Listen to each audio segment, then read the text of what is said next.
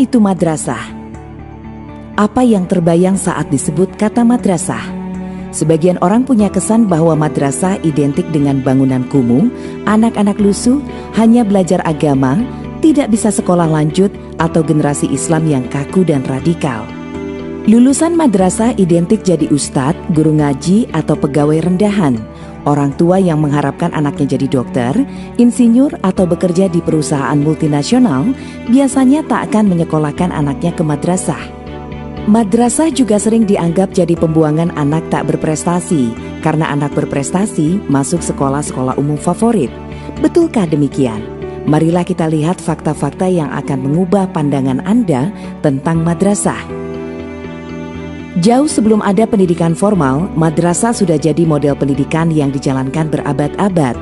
Jauh sebelum UNESCO menggaungkan konsep lifelong learning atau education for sustainable development, madrasah sudah memulainya. Madrasah menjadi tempat belajar bagi semua jenjang usia. Raudatul Atfal untuk tingkat TK, Madrasah Ibtidaiyah untuk tingkat SD, Madrasah Sanawiyah untuk tingkat SMP, dan Aliyah untuk tingkat SMA. Semuanya berijazah yang diakui negara dan bisa melanjutkan ke jenjang pendidikan manapun. Seiring perkembangan zaman, madrasah terus berinovasi. Kini madrasah mulai dirancang untuk menjawab kebutuhan masyarakat. Untuk mengatasi kelangkaan ulama, dibuatlah madrasah keagamaan.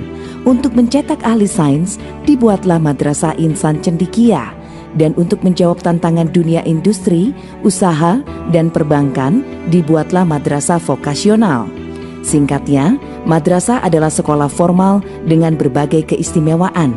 Tak hanya melatih skill, tapi juga membentuk karakter peserta didik menjadi pribadi yang santun dan menghargai keragaman. Dengan dukungan negara, masyarakat, dan swasta, sekitar 76.000 madrasah akan direvitalisasi. Bangunan diperbaiki, sumber daya dilatih, pengelolaan ditingkatkan, menjadi lembaga pendidikan yang menjadi mesin perubahan. Tak ada lagi kesan kumuh, siswa lusuh. Madrasah akan jadi lembaga pendidikan yang berwibawa, meneruskan tradisi berabad-abad, melahirkan para pemimpin bangsa yang paripurna.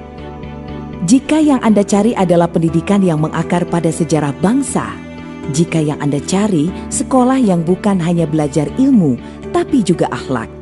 Jika Anda ingin para intelektual kembali membangun masyarakatnya, jika yang Anda cari adalah anak yang memiliki pandangan keagamaan yang rahmatan lil alamin dan menghargai kearifan lokal, jika Anda percaya pada pendidikan untuk perubahan, maka madrasah pilihannya.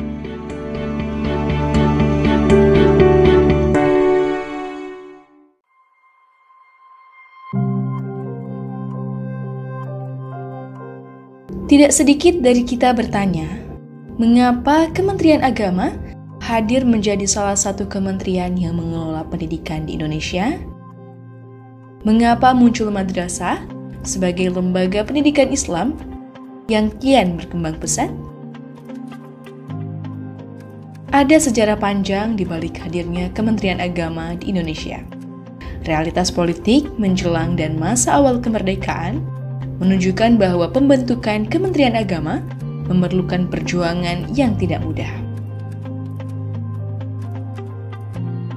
Kita coba mundur sejenak pada masa ketika Jepang menduduki Indonesia. Jepang menawarkan untuk mengantarkan Indonesia menuju kemerdekaan dan meminta para pejuang bangsa Indonesia untuk membentuk BPUPKI atau Badan Penyelidik Usaha Persiapan Kemerdekaan Indonesia. BPUPKI berisikan anggota yang terbagi menjadi dua kelompok, yaitu kelompok nasionalis dan kelompok agama. Kedua kelompok yang berbeda ini menyebabkan ada dua pilihan dasar Indonesia, yaitu Indonesia didirikan atas dasar agama atau atas dasar negara. Pertentangan dua kelompok besar ini makin lama makin menguat dan hampir saja deadlock di dalam BPUPKI.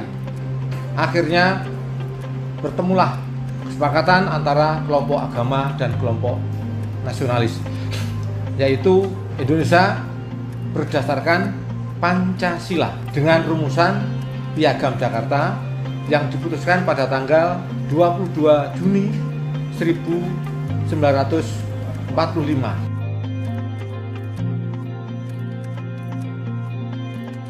Setelah berhasil menemukan titik terang dengan Piagam Jakarta untuk menjembatani perbedaan pandangan dalam agama dan negara, tantangan lain muncul saat perumusan Pancasila. Namun, dari Pancasila inilah Kementerian Agama hadir dan menjadi jembatan emas kelahiran negara Republik Indonesia. Pancasila berdasarkan Piagam Jakarta ini menetapkan sila pertama adalah ketuhanan dengan kewajiban menjalankan syariat Islam bagi para pemeluknya. Sila-sila yang lain sama dengan Pancasila berdasarkan Undang-Undang Dasar 45. Namun ternyata setelah ketok palu ini ada tokoh dari Sulawesi Utara bernama Latu Harahari mendekati Bung Karno. Bung, kalau sila pertama ada tulisan kewajiban menjalankan syariat Islam, kami nggak setuju. Kami dari Timur tidak siap bergabung dengan Republik Indonesia. Kalau itu dipaksakan, kami nggak bergabung. Maka mohon tulisan itu diubah. Akhirnya demi bangsa dan negara, Bung Karno dengan kepiawaiannya luar biasa melakukan pendekatan dengan tokoh-tokoh agama. Di situ ada Bapak Kiai Haji Wahid Hasyim, ada Bapak Kiai Haji Agus Salim, kemudian ada Bapak Kasman Singodemujo dan sebagainya. Bung Karno bicara dengan mereka. Bung Karno punya ide, begini saja, sila pertama kita coret 7 kata dan diubah menjadi ketuhanan yang Maha Esa. Dengan konsekuensi, nanti umat Islam kita berikan satu kementerian yang tugasnya adalah untuk menjamin pelaksanaan syariat Islam. Sepakat bahwa 7 kata sila pertama dengan kewajiban menjalankan syariat Islam bagi para pemeluknya dicoret, diganti dengan ketuhanan Maha Esa, dengan konsekuensi didirikan Kementerian Agama.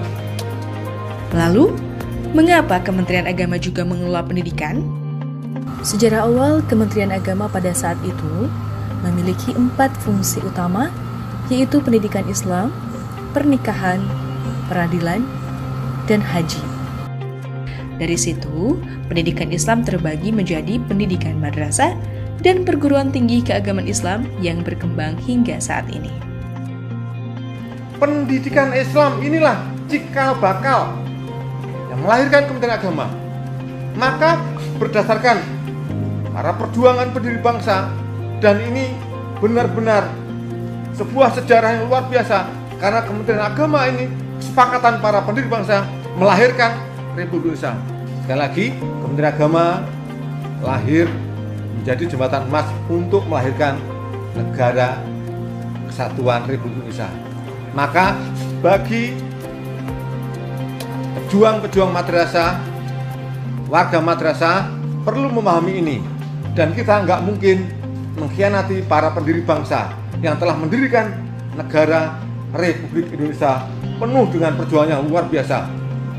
Toleransi kesepakatan di antara mereka telah membuahkan dan melahirkan negara kesatuan Republik Indonesia.